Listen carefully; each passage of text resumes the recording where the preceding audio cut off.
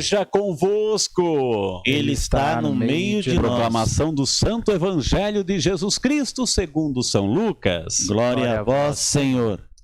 Naquele mesmo dia, o primeiro da semana, 2 dos discípulos de Jesus iam para um povoado chamado Emaús, distante 11 quilômetros de Jerusalém.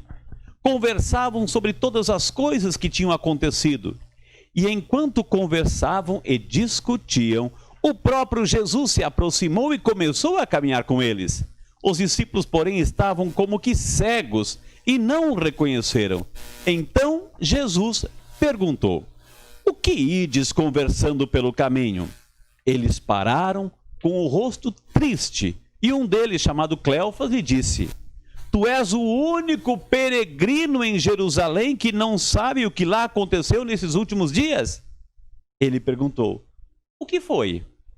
Os discípulos responderam: o que aconteceu com Jesus, o Nazareno, que foi um profeta poderoso em obras e palavras diante de Deus e diante de todo o povo.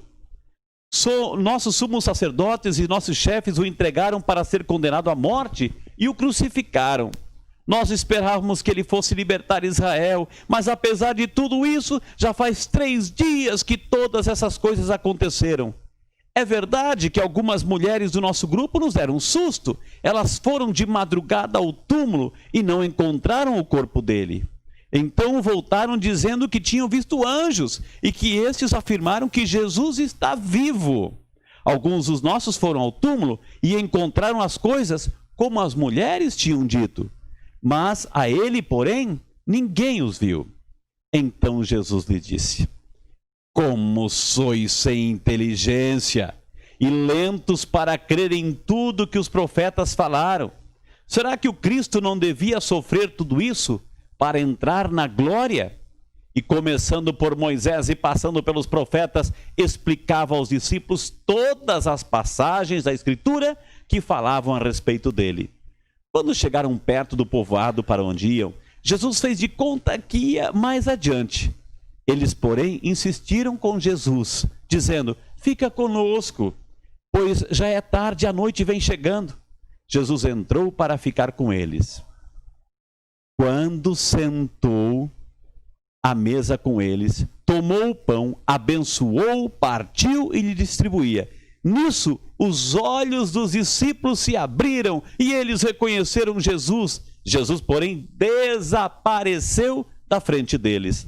Então um disse ao outro: não estava ardendo o nosso coração quando ele nos falava pelo caminho e nos explicava as Escrituras? Naquela mesma hora, eles se levantaram e voltaram para Jerusalém, onde encontraram os 11 reunidos com os outros. E estes confirmaram: realmente o Senhor ressuscitou e apareceu a Simão. Então os dois contaram o que tinha acontecido no caminho e como tinham reconhecido Jesus ao partir o pão. Meus amados irmãos, minhas amadas irmãs, essas são palavras de vida, palavra da salvação. Glória a vós, Senhor. E quem beija a palavra de Deus, beija o próprio Deus. Esse foi um beijo que eu dei na palavra em seu nome, com a graça de Deus, viu? Pode se acomodar aí na sua casa, para a gente meditar um pouquinho, que o Espírito Santo de Deus, o Espírito Santo de Deus nos ajude a iluminar essa nossa reflexão, para que possamos tirar uma mensagem para a gente viver, não somente agora, mas toda a nossa vida. Amém? É impressionante a gente perceber a primeira leitura. A gente sabe que Jesus, na sua vida terrena, ele sempre anunciava o reino de Deus. O reino de Deus. E fazia com que os discípulos entendessem a essência do reino de Deus. E aí temos o Sermão da Montanha em Mateus capítulo 5, enfim, bem-aventurados. Quantos ensinamentos, Jesus falando do reino de Deus. Hoje nós temos na primeira leitura, né, um lindo testemunho de Pedro e João. Eles vão ao templo. Aliás, me fez recordar agora, né, um momento tão especial que nós vivemos aqui no Brasil. Quero que você recorde agora 2013. O que aconteceu aqui no Brasil em 2013? A Jornada Mundial da Juventude. E quando o Papa Francisco chegou no Brasil, lá na base aérea ainda, né, ele pegou o microfone e ele disse exatamente assim.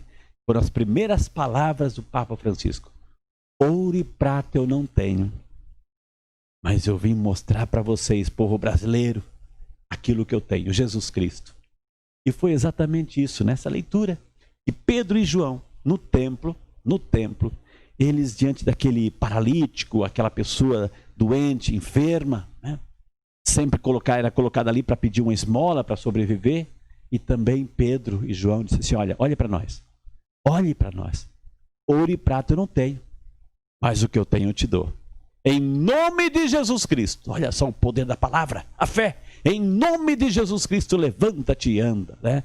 Pedro estendeu a mão, ajudou, olha que bonito, não é só dizer, mas ajudar também, ajudar. Olha a campanha da fraternidade, ajudou, segurou, e esse homem ficou de pé, meio que desequilibrado, mas aí conseguiu e começou a dar testemunho. Então, se antes Jesus anunciava o reino, agora os discípulos, os apóstolos estão anunciando Jesus. Então, Jesus é o reino. Esse reino que todos nós somos convidados a entrar. Quando a gente entra na dinâmica do Evangelho, olha que interessante. Se segunda e terça, antes de ontem e ontem, a gente ouviu o Evangelho que a cena era domingo de manhã, agora já é à tarde. Hora nona, 3 horas da tarde. Os discípulos de Emaús, 11 quilômetros de Jerusalém, estavam voltando para casa. Estavam voltando para casa tristes, decepcionados, desolados, enfim, comentando os acontecimentos, 3 dias, já se passaram e nada, né? E era justamente o domingo à tarde, né? Depois de 3 dias. Domingo à tarde, depois de 3 dias da ressurreição. Estavam lá conversando, discutindo, e tristes, e o próprio Jesus se aparece. O próprio Jesus caminha com eles. Olha que bonito. Jesus caminha conosco.